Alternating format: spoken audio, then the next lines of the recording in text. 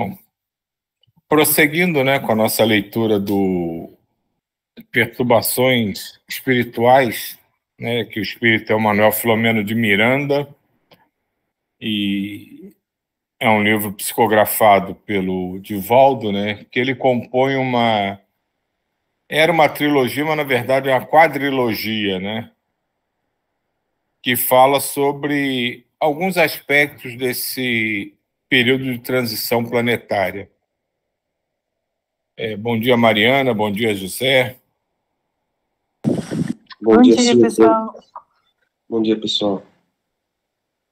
E a gente tinha parado no meio de uma conversa entre o mentor espiritual de uma casa espírita com um dos líderes de um grupo que tentava desarmonizar e desagregar aquela casa através de uma tentativa de criar uma disputa entre duas lideranças da casa. Uma senhora mais idosa, mais afeita ao espiritismo tradicional, e uma liderança que estava surgindo, que era uma pessoa mais nova, mais afeita às modernidades do mundo e não tão ligada ao espiritismo na sua essência base.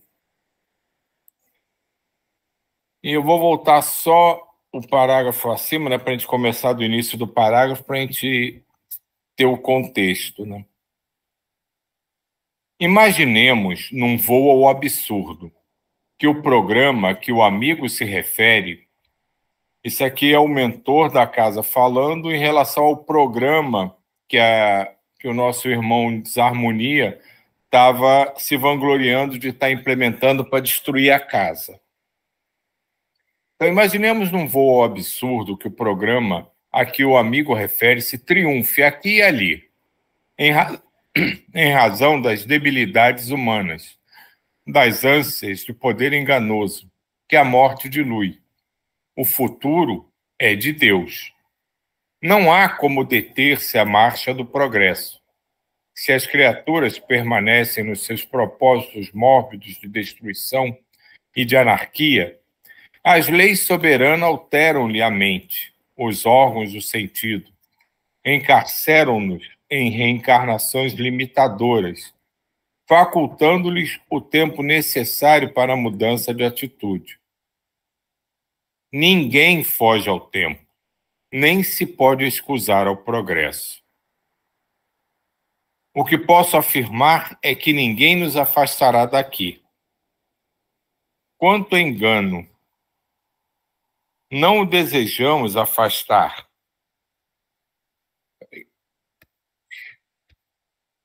Não o desejamos afastar, mas atraí-lo cada vez mais, a fim de que nos conheça e participe conosco da era nova de amor que se anuncia. Faz quantos séculos que o amigo e outros se debatem na escuridão da ignorância, no sentimento de rancor contra Jesus, em razão do fanatismo de alguns déspotas que se lhe apossaram do nome da doutrina, corrompendo-a. Mas eles também desencarnaram e retornaram, estando em processo de redenção, como é o nosso caso particular de espírito equivocado, em tentativa de reabilitação. Não é a primeira vez que nós outros mantemos contato com Jesus, mas este é o instante definitivo da nossa mudança radical para o seu lado, para o seu amor. E esse parágrafo aqui me lembra uma situação, né, que precisa ser muito bem trabalhada, né? Quando eu digo assim, muito bem trabalhada, eu sempre falo por mim, né? Porque por muito tempo, né, eu encarei a desobsessão como uma coisa para você se livrar daquele problema, né? Que é normalmente o que a humanidade, de forma geral, pensa, né? Quando está com um problema, está com dificuldade, você quer se livrar dele. E no caso desses espíritos em desarmonia, desequilibrados, muitas pessoas acham que a solução é se livrar deles, que o seu problema está resolvido. Eu acho muito bonito quando o mentor aqui fala que não quer afastá-lo e simplesmente aproximá-lo cada vez mais para que ele entenda e participe do que está acontecendo. E isso é a tônica que a gente tem que ter em mente quando lidar com... Percebeu que tem um espírito, seja ele encarnado ou desencarnado, que está ali só para nos espizinhar, para nos atrapalhar. A solução não é afastá-lo. Pronto, me afastei dele, consegui afastá-lo de mim, resolvi o problema, consegui botar ele em outro lugar, mandar ele para longe. Não é essa a nossa tarefa. Se a gente prega tanto amor, o nosso trabalho é justamente puxá-lo para mais perto, para que ele possa sentir o nosso amor de verdade, para ele possa compreender a nossa intenção, a nossa ideia, possa compreender o que está acontecendo, possa refletir com isso o que está acontecendo com ele. Então, isso é uma mentalidade que tem que ser trabalhada e modificada. A solução dos problemas não está em se livrar deles, mas para trazê-los para mais perto ainda, para que eles nos compreendam e nós os compreendamos. E assim a solução naturalmente se apresente, com naturalidade, com amor.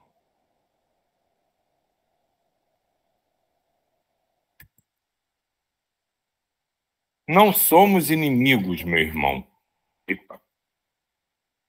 Temos ideias diferentes por enfoques equivocados de sua parte. Dominado por larga hipnose, vitimado por inclemente inimigo de si mesmo e da verdade. Você deixou-se conduzir até este momento pela ignorância do bem.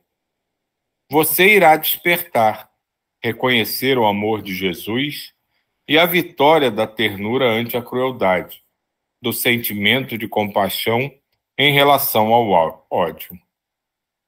De imediato, o irmão Germano Passos acercou-se da médium em transe profundo e aplicou passes de despertamento mental na entidade comunicante, enquanto lhe dizia de maneira monocórdica: acorde, reveja o seu passado.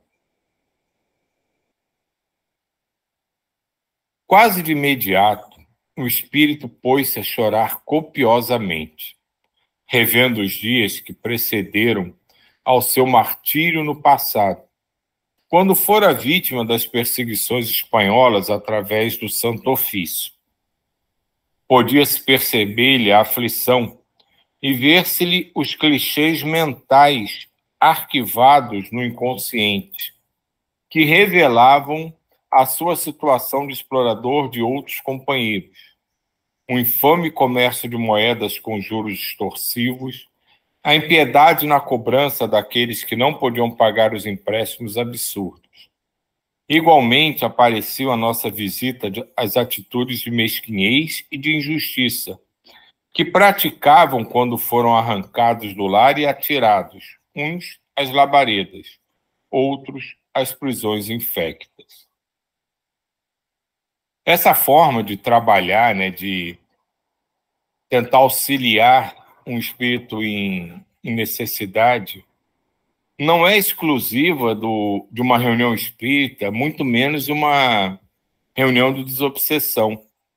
A gente está aqui por graça da espiritualidade, com o nosso querido Djair, que ele às vezes nos conta alguns períodos, que é permitido que ele vislumbre do seu passado. E ele há pouco tempo contou uma história que é exatamente um mecanismo igual a esse que está sendo feito com esse espírito aqui no livro. Mas não foi em uma reunião nada, foi os mentores, os amigos deles que permitiram que ele se lembrasse, voltasse mentalmente ao passado e se lembrasse, visualizasse algumas atitudes que eram as causas de determinadas consequências do seu presente.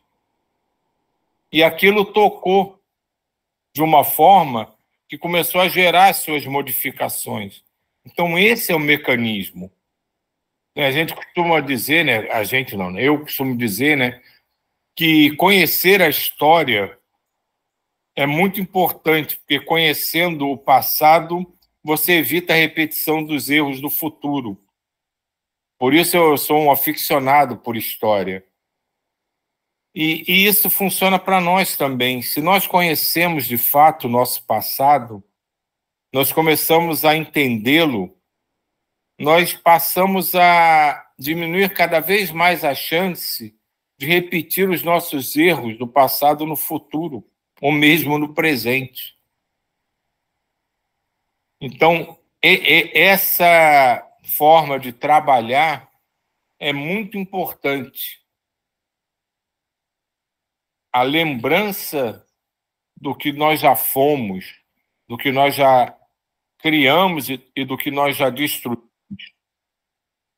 é fundamental para o nosso crescimento no futuro. Alguém quer falar?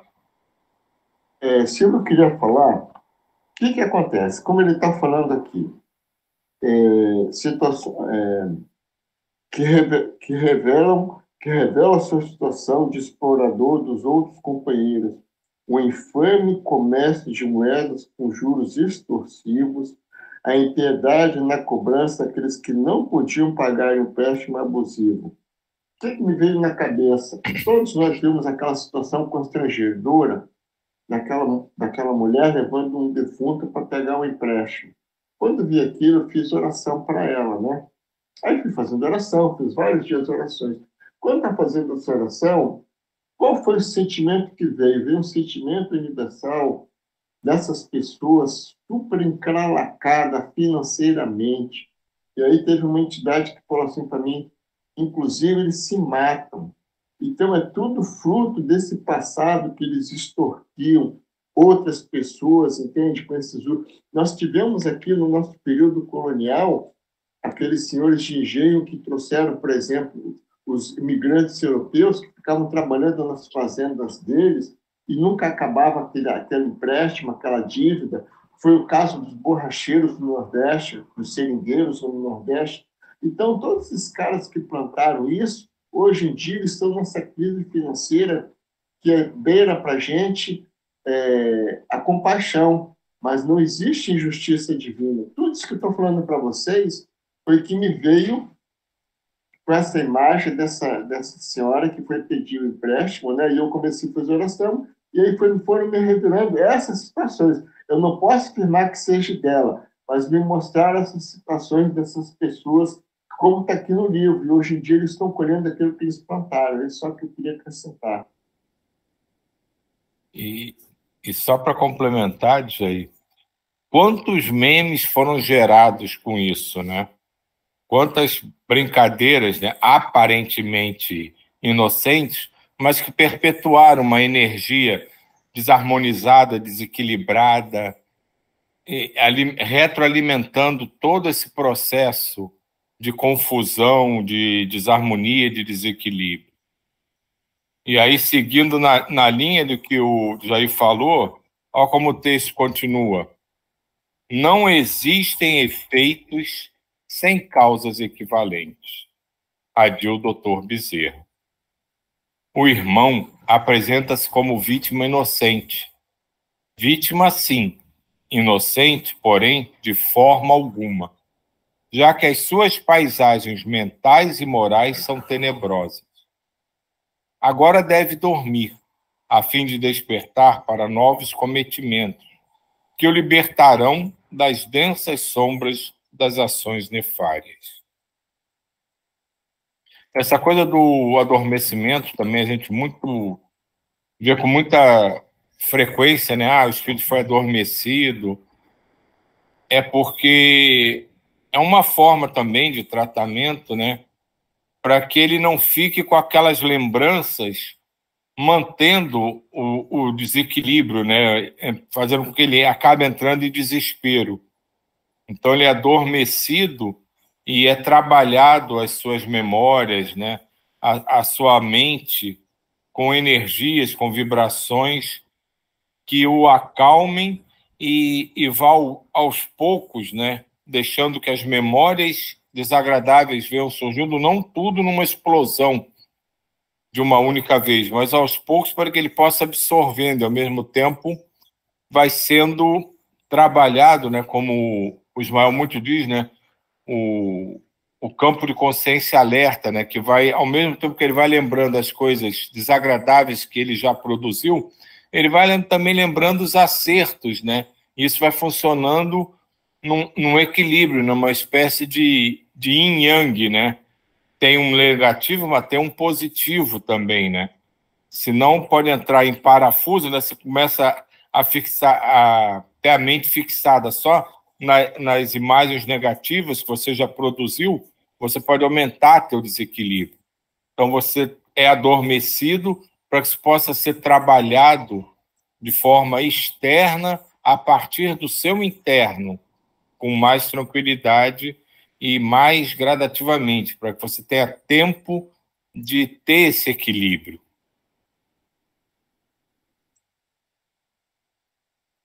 E porque o aflito estorcegava na médium, foi retirado carinhosamente e colocado em maca especial, a fim de ser transportado para recinto próprio em nossa esfera de ação.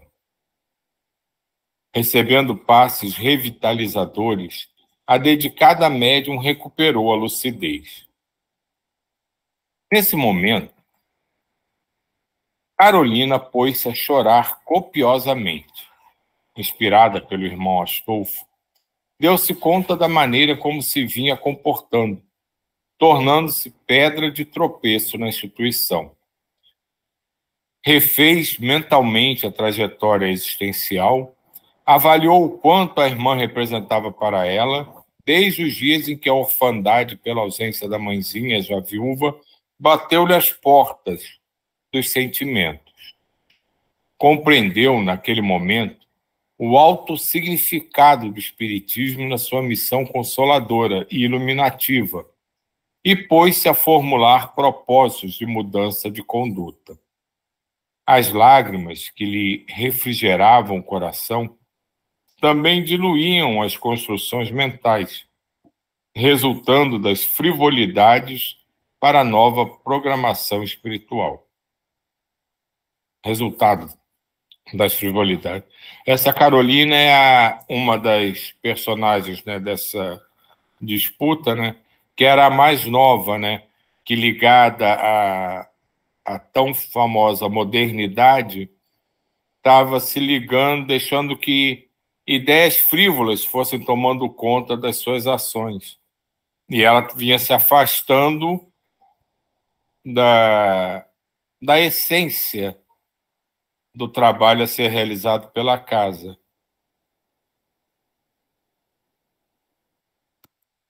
Outras comunicações tiveram lugar e, ao final, a palavra esclarecedora do Dr. Bezerra de Menezes conclamou-nos a todos a responsabilidade para com o patrimônio espiritual que Jesus nos entregou, a fim de que o conduzamos com elevação e sacrifício. Os espíritos atendidos foram removidos para áreas específicas de nossa esfera e, às 22 horas, a reunião foi encerrada com a prece proferida pela nossa irmã Senira.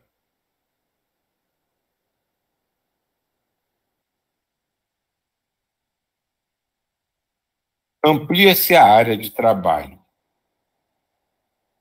Isso é uma coisa, né, que vai acontecendo com todos os grupos, inclusive com a gente, né? Quanto mais a gente vai se dedicando, vai demonstrando a espiritualidade que a gente é confiável, as tarefas sempre aumentam. E à medida que quanto mais a espiritualidade confia na gente, mais trabalho eles nos oferecem, mais ajuda eles nos fornecem para que mais trabalho seja realizado. Então, toda vez que a gente estiver realmente imbuído, deixa eu me dedicar muito para terminar esse trabalho. Não se engane, o trabalho não vai terminar nunca. Em termos de espiritualidade, do bem-estar do nosso próximo, quanto mais nós nos dedicarmos, mais ele crescerá, porque mais a espiritualidade sublime e superior vai confiar a nós, irmãos que precisam de um abraço, de um acolhimento.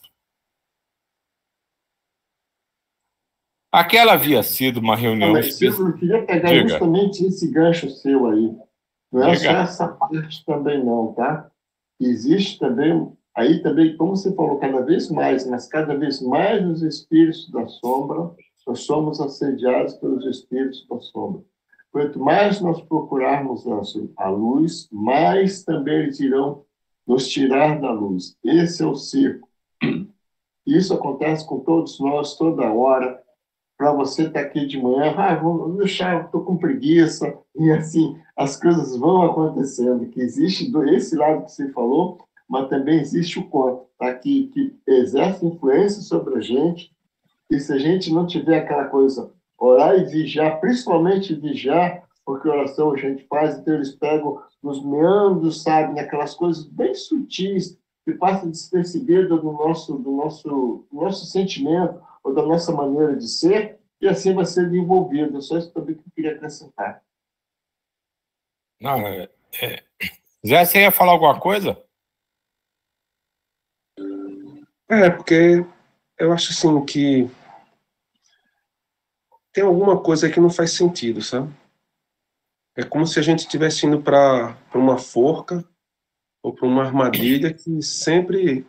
Aí tem as palavras-chave, né? Orar e vigiar, vai ter que ter muito mais trabalho, isso aí vai ser para a vida toda. A ideia da aceitação, né? Então, tem um momento do questionamento, um momento da aceitação, mas, pelo menos para mim, assim, né? Aí vem diante de outras máximas cristãs, né? Cristo quer a gente bem, feliz, alegre, né? Então, assim, parece que a sensação que dá é que cai num profundo paradoxo com mandamentos, assim, com pilares da lei divina, né? É como se a gente tivesse, tipo assim, meu amigo, eu assumo o compromisso ou o sofrimento piora ainda mais. Não, mas mesmo assim você ainda vai ter mais trabalho, e mais trabalho, e mais trabalho. Então é uma coisa assim meio que, em algum momento e em alguma medida, é como se faltasse coerência. É assim que eu sinto, né? Eu não estou dizendo que o que está se colocando está errado, etc. É como é que eu estou sentindo tudo isso, sabe? Dessa leitura. Fala, Jay. Queria só falar, todos os livros aqui têm uma palavra-chave, alegria. Aqui fala alegria, Pedro Baldi fala alegria, tudo é alegria. Sabe por que eles falam tanta alegria? Porque o nosso estado natural, quando a gente está afastado da matéria, nós, em espírito, nós somos alegria. É uma alegria que não é essa alegria que a gente conhece, é uma outra alegria. E vem aquela mensagem que veio da semana retrasada, acho que de Pedro Baldi, do pedalar. Então, quanto mais a gente pedala, mais alegre nós ficamos. É uma coisa nesse sentido, da satisfação que está no nosso subconsciente, da alegria. Não é o prazer interior, não é prazer de fazer amor. Eu falo alegria porque todos eles falam e nós não temos outra palavra para expressar isso. Mas é um sentimento muito nobre que nos impulsiona.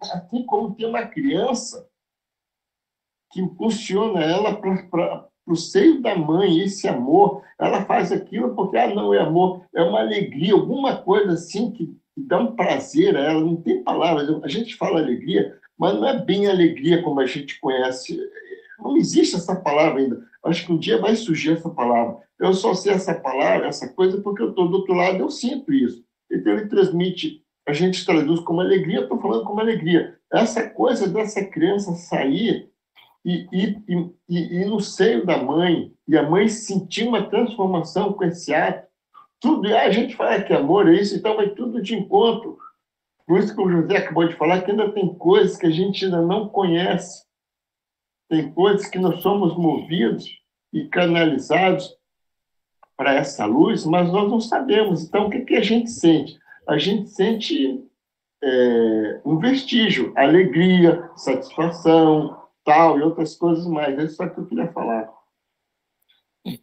Em parte, o que o Zé falou é totalmente certo, porque a maioria da humanidade vê assim. Mas vê assim porque a conclusão é baseada no conhecimento que a gente tem daqui, da interpretação que a gente tem aqui na Terra. Eu trocaria a aceitação, a palavra aceitação, por compreensão, pelo seguinte: se a gente esquecesse o mundo espiritual não existe, vamos ficar só aqui no mundo encarnado. Em qualquer empresa, quem acaba sendo sobrecarregado com o trabalho? Aquele que faz tudo direitinho ou aquele que o chefe sabe que não faz nada direito?